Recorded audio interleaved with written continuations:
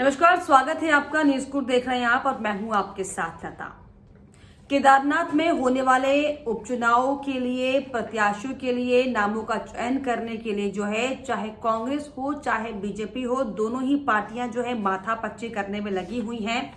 ऐसे में अब जिस तरीके से बॉबी पंवार साफ तौर पर सक्रिय मोड में दिखाई पड़ रहे हैं, क्या ये कहा जाए कि बीजेपी और कांग्रेस का गेम बिगाड़ने के लिए क्या एक बार फिर से बॉबी पंवार जो है मैदान में आ चुके हैं। हालांकि 20 नवंबर को केदारनाथ में विधानसभा चुनाव के लिए जो है उपचुनाव जो होना है उसके लिए हालांकि वोट डाले जाएंगे। इसको लेकर जो है तमाम जो है बैठकों का दौर जारी है। बीजेपी से लेकर कांग्रेस में जो है सीटों के नामों पर मंथन चल रहा है। कौन से पार्टी को कौन सा जिताऊ कैंडिडेट होगा उस पार्टी का, इसको लेकर हालांकि लगातार जो है जोर आजमाइश का दौर जारी है। और ऐसे में जिस तरीके से जो सरगर्मियां अब बीजेपी से लेकर कांग्रेस में बनती हुई दिखाई पड़ रही हैं, कांटे की टक्कर हालांकि केदारनाथ सीट पर बीजेपी वर्सेस कांग्रेस की ही है। लेकिन आप सोचिए कि बीजेपी और कांग्रेस की ये स्थिति इस समय दिखाई पड़ रही है कि कौन से चेहरे को जो है चुनावी मैदान में लाया जाए, इसको लेकर रसाकसी का दौर जारी है। और ऐसे में कोई भी चूक जो है ना कांग्रेस करना चाहती ना फिर बीजेपी करना चाहती है।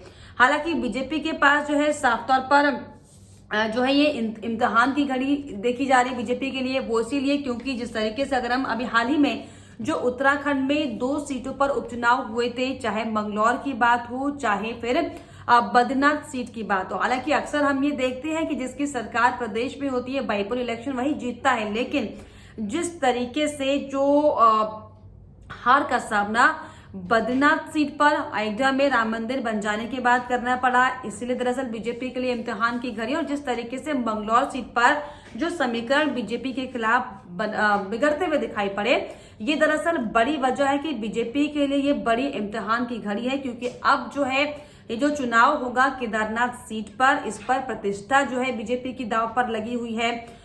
और क्योंकि आगामी समय में विधानसभा चुनाव भी 2027 में होना है, तो ऐसे में बीजेपी पुरजोर ये कोशिश कर रही है कि कोई जिताऊ कैंडिडेट जो है यहाँ से हालांकि लड़ाया जाए।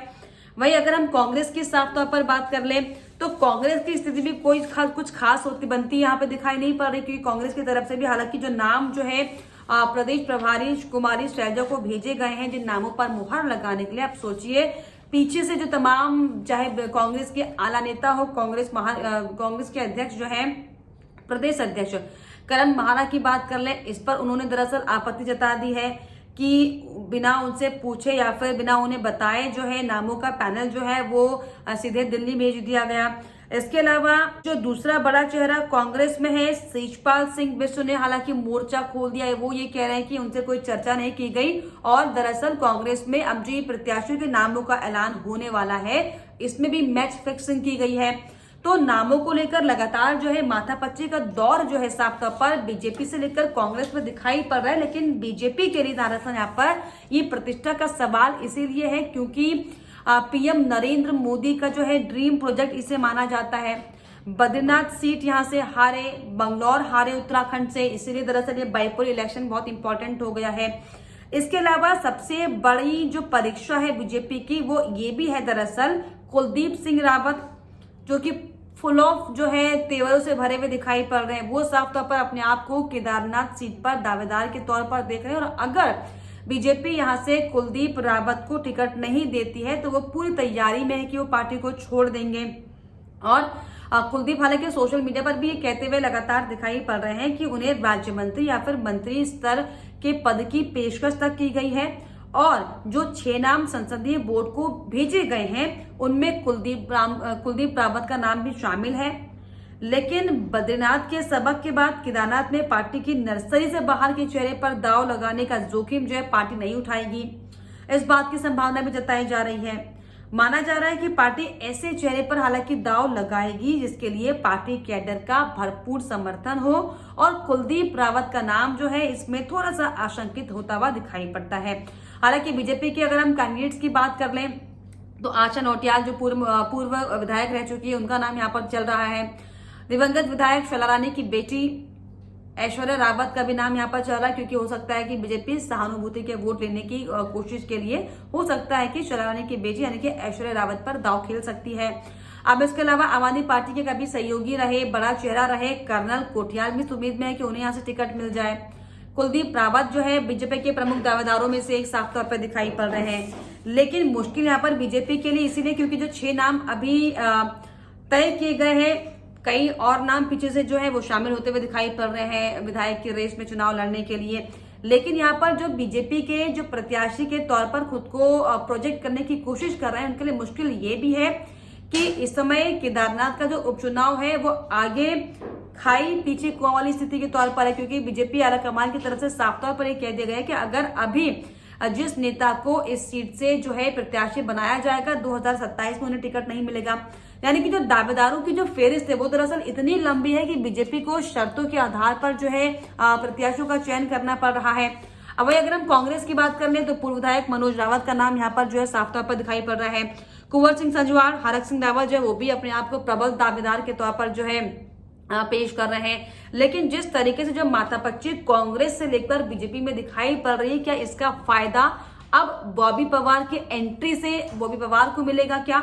हालांकि बॉबी पवार चुनाव मैदान में चुनाव तो नहीं लड़ रहे हैं, लेकिन जिस कैंडिडेट का वो समर्थन कर रहे हैं त्रिभुवन चौहान, वो दरअसल निर्दलीय तौर पर जो है चुनावी मैदान में दमखम दिखाने के लिए साफ साफ मैदान में उतर चुके हैं।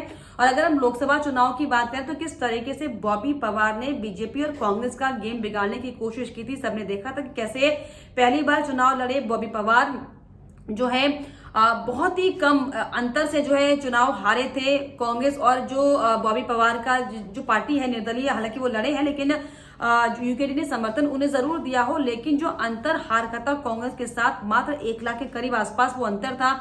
तो क्या बॉबी पवार के एंट्री से अब जो है बीजेपी और कांग्रेस की मुश्किलें बढ़ने वाली? दरअसल ये बड़ा सवाल है। लेकिन जिस तरीके से जो पैनल में नाम भेजे दिए गए हैं, लेकिन पैनल में नाम भेजे जाने के बावजूद भी जो पीछे के तमाम 90 नेताओं की जो फेरिस्त है वो जिस तरीके से चहलकदमी करते हुए दिखाई पड़ रहे हैं, बार बार नेताओं से मुलाकात हो रही है। दिल्ली में जो है साफ तौर पर दिल्ली जाकर अपनी बात रखने की जो धमकियां पार्टी नेताओं की तरफ से की जा रही है, ऐसे में क्या आपको लगता है कि ये जो उपचुनाव केदारनाथ विधानसभा सीट पर होने जा रहा है, जो कि पीएम नरेंद्र मोदी की ड्रीम प्रोजेक्ट वाली सीट है, बीजेपी के लिए चुनौती बहुत ज्यादा है, कांग्रेस के लिए बहुत ज्यादा चुनौती है, लेकिन कांग्रेस कॉन्फिडेंस में है कि मंगलौर और बद्रीनाथ जीती तो ये सीट भी उनके खेमे में आ जाएगी। तो ऐसे में क्या आपको लग रहा है कि बॉबी पवार इस बार भी जो है गेम बिगाड़ने की स्थिति में यहाँ पर दिखाई पड़ रहे हैं? क्या राजनीतिक समीकरण केदारनाथ सीट के बिगड़ सकते हैं त्रिभुवन चौहान को जो समर्थन कर रहे हैं इससे?